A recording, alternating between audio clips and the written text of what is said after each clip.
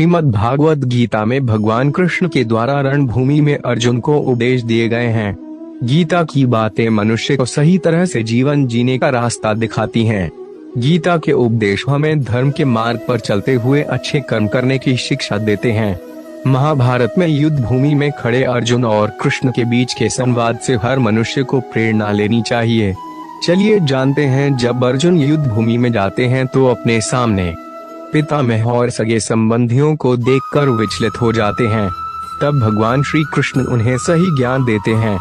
श्री कृष्ण अर्जुन को उपदेश देते हुए कहते हैं कि हे पार्थ, ये युद्ध धर्म और अधर्म के मध्य है, इसलिए अपने शस्त्र उठाओ और धर्म की स्थापना करो।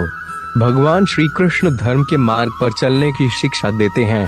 मनुष्य को भी धर्म का पालन करना चाहिए। गीता में कहा गया है कि क्रोध से भ्रम उत्पन्न होता है, जिससे बुद्धि व्यग्र हो जाती है। भ्रमित मनुष्य अपने मार्ग से भटक जाता है, तब सारे तर्कों का नाश हो जाता है, जिसके कारण मनुष्य का पतन हो जाता है।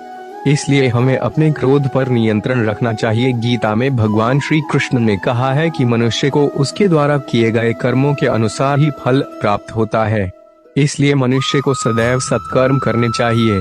गीता में कही गई इन बातों को प्रत्येक व्यक्ति को अपने जीवन में मानना चाहिए। भगवान श्री कृष्ण कहते हैं कि आत्म मंथन करके स्वयं को पहचानो, क्योंकि जब स्वयं को पहचानोगे तभी क्षमता का आंकलन कर पाओगे। ज्ञान रूपी तलवार से अज्ञान को काट कर अलग कर देना चाहिए।